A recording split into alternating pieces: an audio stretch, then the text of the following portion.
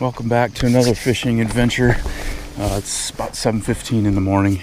I'm here at the river. The water looks pretty green, not too crazy about that. I got a bunch of setting up to do here. I don't know, I got some stuff on my mind this morning. Why don't I talk about it while I'm getting set up? First thing I need to do is get my rod holders put in dirt here. You know, automobiles have been around for 100 years or more.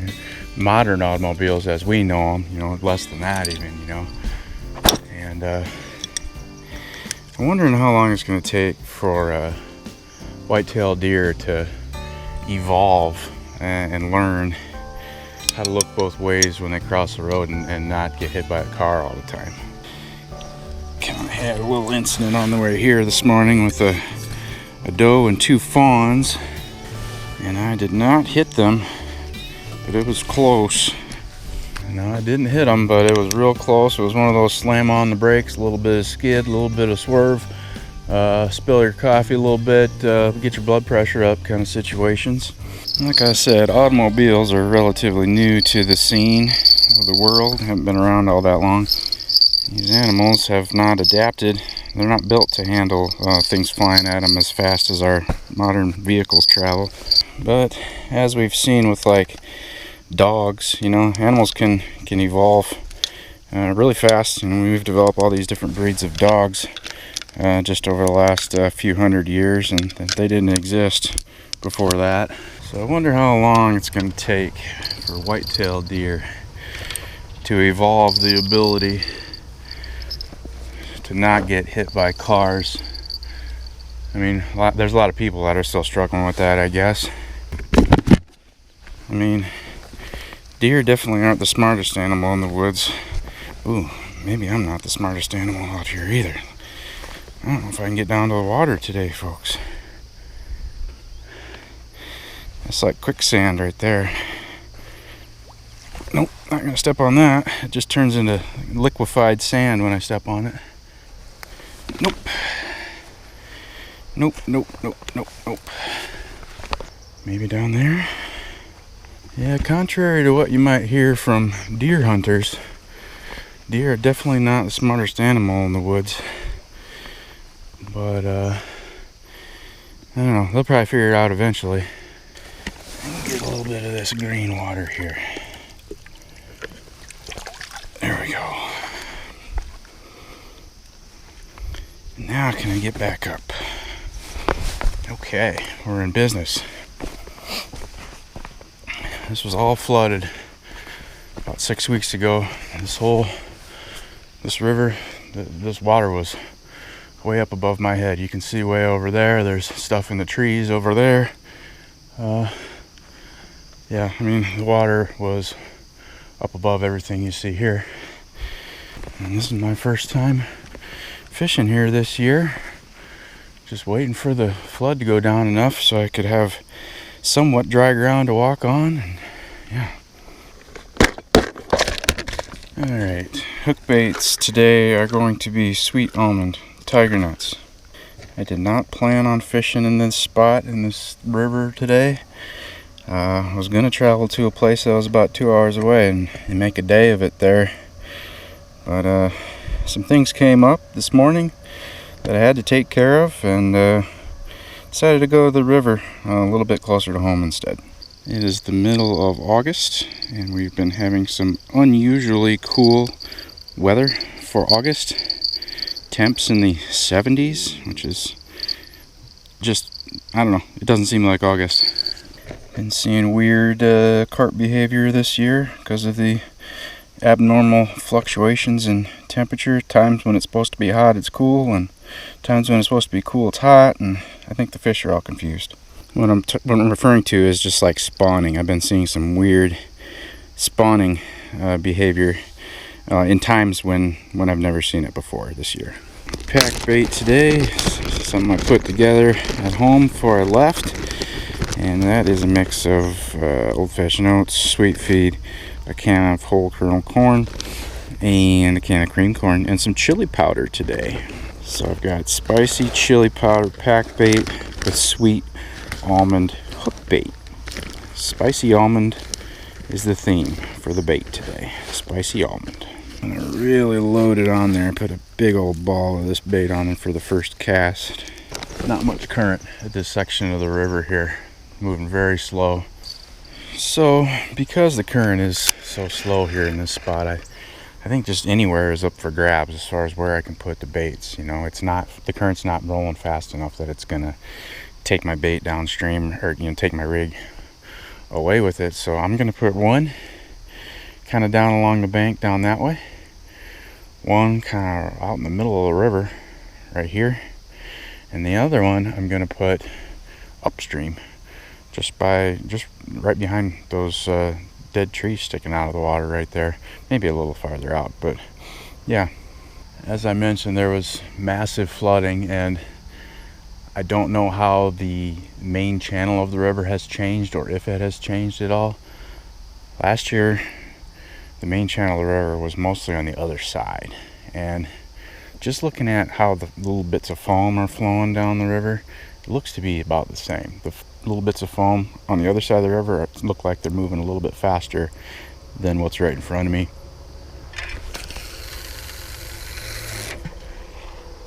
Ooh, so that was just probably 20-30 feet off the bank down there, and that felt like a good 3 to 4 feet of water there, which last year that was like 1 foot of water down there, and that's super shallow, filled in with sand and mud down there last year. But that must have got dug out a little bit. This one's gonna go right in the middle of the river there. Ooh, nice depth there also. Wow. I wonder if this is all deep just over here. Maybe the shallow stuff is right here in front of me. The main reason for sending this one upstream is just to have it out of the way. Fishing with the river, have both lines down this way. Tangles are likely. If I have a third one out there, the tangles are even more likely. So I just wanted this third one up in its own place, away from the other lines. In my experience, it just makes for less tangles in the end. Whoa, where's the shallow water at here? That was deep, even deeper than the other two casts. I'm sure you probably can't tell from this camera, but there's a good 4-foot drop straight down to the water here. There's a cliff. I don't know if you can see it, but there's a cliff, so definitely gonna need that 10-foot long net to reach down there and net my fish today. Yeah, I don't know if this spot's gonna produce this year or not. It's very different than what it has been in the past, and yeah, kind of cool actually. Different is nice sometimes. I mean, I think deeper is probably an improvement to this spot. I think I have trouble finding the big fish in this river because a lot of it is so shallow, a foot or two deep, and I think a lot of times the bigger fish, a 30-pound fish is going to be, a foot tall, their body, and they're probably not going to like being in that super shallow stuff because they can't even, turn at an angle to go down and feed like they like to do in a foot of water, so yeah, maybe the deeper water here might open up this spot for more big fish to start spending time here. We'll see.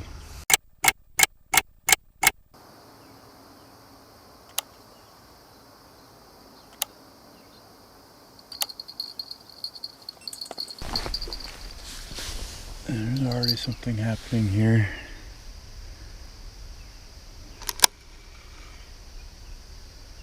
Yeah, fish on. I thought it was a catfish bite at first, but I think that was just a carp trying to spit the hook. It's only been a couple minutes since I cast this out. I expect it to be a catfish. Last few times I've fished this river so far this year, I've caught mostly catfish. Oh, it's a carp. Definitely is a carp. Way down there, 5 feet down there down this cliff. Come on now.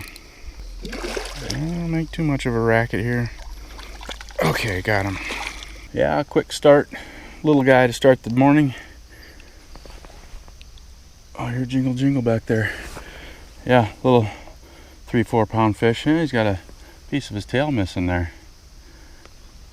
Might keep his eyes covered because he's kind of rambunctious.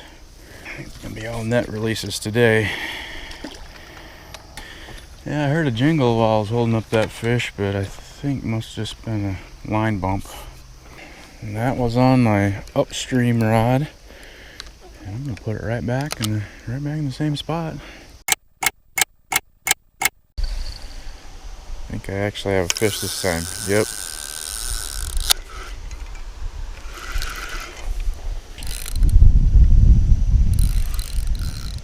I think there's a tree in the water right here. And this fish is in it. Yeah. And there's the one end of the tree right there, and it goes down. And I don't know how much of it there is under the water, but this fish swam in it, whatever it is. Let's give it a little slack here. Let that fish, I know the fish is still on, I just felt it pulling. Let that fish maybe see if it can work itself out a little bit here for a few minutes. I'm pretty sure it's a catfish, and I don't really want the catfish, but I want my rig back if I can. There we go. There we go. Got him. Just waited a minute till I felt that fish kind of swimming in a little bit of a different direction, and yeah, catfish.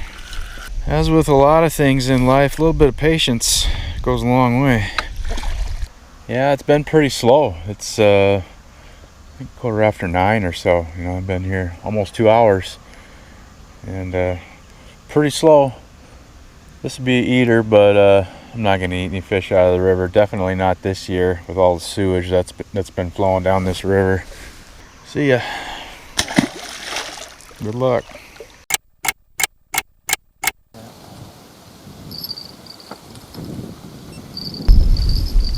Okay.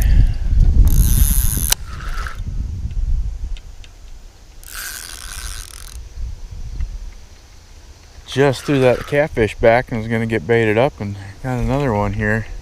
I actually casted this one way over onto near the other side of the river because I wasn't seeing any bites coming from the center of the river, so I went over, I cast it over on the other side. Try to keep them away from that area there where that first catfish got snagged up. Really don't know what I've got here yet. It's right in front of me, but oh yeah, it's a carp. I just saw the tail. Water's so dirty, they got to come to the surface for me to be able to see anything.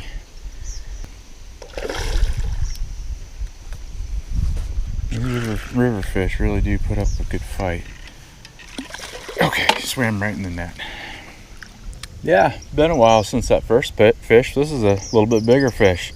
6-7 pounds, I guess. I don't know, I'm not gonna weigh him. Like I said, came from the other side of the river with a little bit more current. I suppose I'll put my bait back over there. Haven't been seeing much action here in the water right on my side of the river, so neat. Yeah. This dorsal fin is caught. All right, come on back. All right. There you go. Get out of here. Kidding me? Now your anal fin is caught. Okay. Come on back, I guess. Oh no, there you go. See ya. Poof.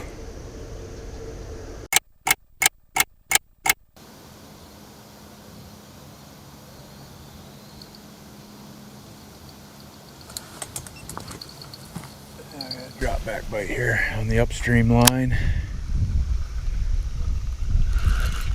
Yep, fish on. I wasn't expecting the bite to pick up as the morning got later. It's like 9:30. Yeah, that's another good fish.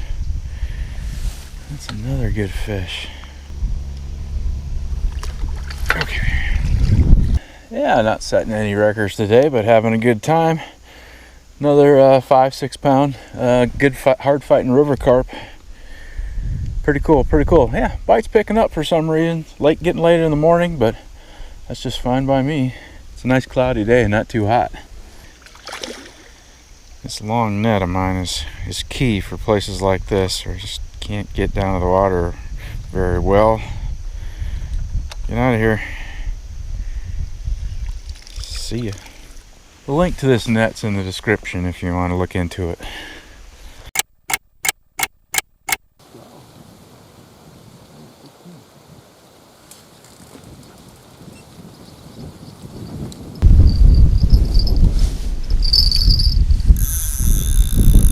This is out in the middle of the river, actually closer to the other side.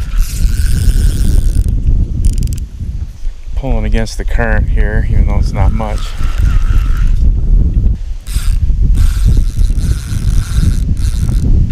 I like that. This fish is heading downstream. He's right up against the bank down there. Right up against the bank down there. And I'm not gonna try and retrieve him. There's a tree between me and the fish right now. This fish needs to go back out into the main channel. Yeah, there you go. Get out there. Get back out in the channel. There you go. Yeah, I'll give you a little bit more line. Yeah, there you go. Now he's swimming upstream. That's where I need him to go. That tree there where I got hooked with that catfish last time. I want to keep him away from there. Oh, there's a bright light shining on me. What is that? Now he's going upstream. Where's he at? I'm sitting here thinking I just kind of running out of time. I just want to get one big fish on the bank today. And by big, I mean like, I don't know, in the teens. I don't know if this is going to be it or not. Can't tell. Just trying to take it easy on him here. Real close to me here. It's just back and forth here. Trying to wear him out a little bit. Don't want to lift up too hard and rip that hook right out.